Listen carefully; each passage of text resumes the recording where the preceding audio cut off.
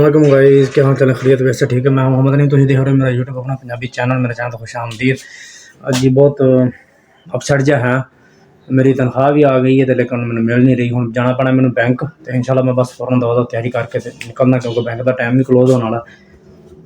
जल्दी जल्दी बस तैयारी कर रहे हैं, टाइम बहुत थोड़ा यानी कि ना।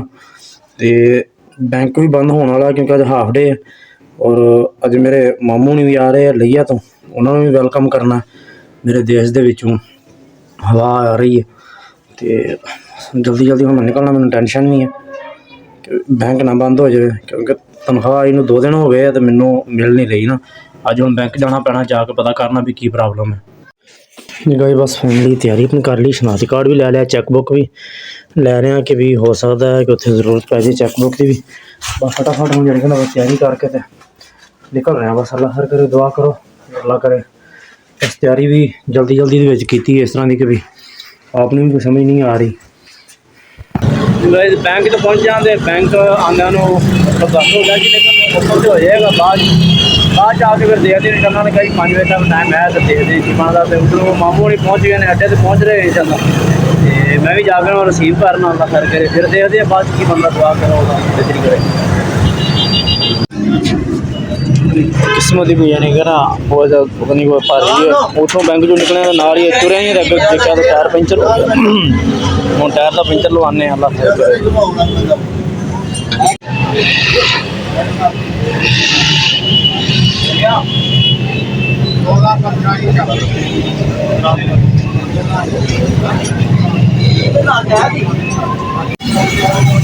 जो भी प्रॉब्लम बनती है ना कोई कट्ठी आ पी है। पंचर लगवान लगा तो पंचर भी 2 निकल आए और उन्होंने कहा जी रिम का भी मसला है, रिम में रगड़ाई होएगी। हूँ रिम की रगड़ाई करवा रहे हैं।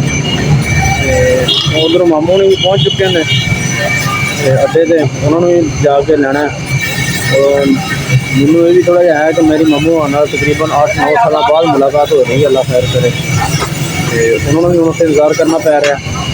भाई इधरों हूँ काम मुक्या तो फिर इंशाल्लाह मैं पहुँचना उत्थे। गाइस ना बड़ी भज नठ करके सारा कुछ मामला तो बड़े औखे मतलब हैंडल किए। मामू उन्होंने भी लिया तो जमा पढ़िया बड़ी मुश्किल में भज नठ के। तो अल्लाह हर करे। हूँ मेरे चंद दिन पहले मेरे मामू फाल पा गए थे, उन्होंने साढ़े स्वाब वास्ते घर के मतलब खैरात का प्रोग्राम रखा। ये कब्र पर रहमत रिजवान के फूल बरसा, दर्जात में बुलंदी अता फरमा, कब्र में हशर में आक़ाए दो जहां रहमत मुस्तफा सल्लल्लाहु तआला अलैहि व आलिहि वसल्लम की शफाअत से मेहरबान फरमा। उनके कब्र को हद्दे निगाह नसीब फरमा या अल्लाह, उनके कब्र को हद्दे निगाह नसीब फरमा। जन्नत के बागों का बाग बना, जन्नत के बागों का बाग बना या अल्लाह अज़्ज़ व जल। हम सब की दुआ उनके हक में कबूल फरमा। जो यहाँ पर पढ़ा गया इस भज भड़िया करके नट नठैया फड़ फड़िया करके बैंक तो पहुँच गया, लेकिन मतलब वो पता चलिया कि इशू बनया होया कि यानी कि ना वह अपना आई डी कार्ड एक्सपायर होया सी, दोबारा बनवाया, लेकिन वो 6-7 महीने गुजर गए। उसके बावजूद हूँ जाके प्रॉब्लम बनी है। तो मोटरसाइकिल टीका फिर लग गया। हूँ टाइम भी तो काफ़ी हो गया, टाइम हो गया जी 5 बज के 20 मिनट हो चुके हैं शाम के। मोटरसाइकिल का यानी कि ना फिर टीका लग गया, टायर फिर पंचर हो गया। पहले पंचर लवाया सी, लेकिन देखो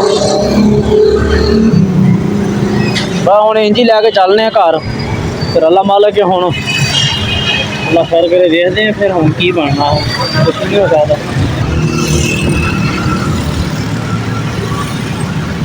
हाँ जी, हूँ चौधरी बन के जा रहे हैं। पता नहीं हूँ की कंडीशन है तो की नहीं।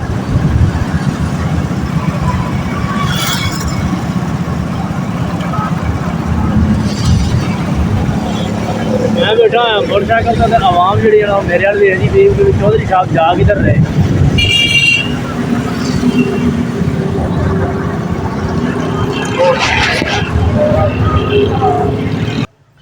जी गाइस, थक टुट के हार के ना पहुंचे घर। तैयारी करके जाना ड्यूटी की तरफ। बैंक में भी मायूसी हो गई।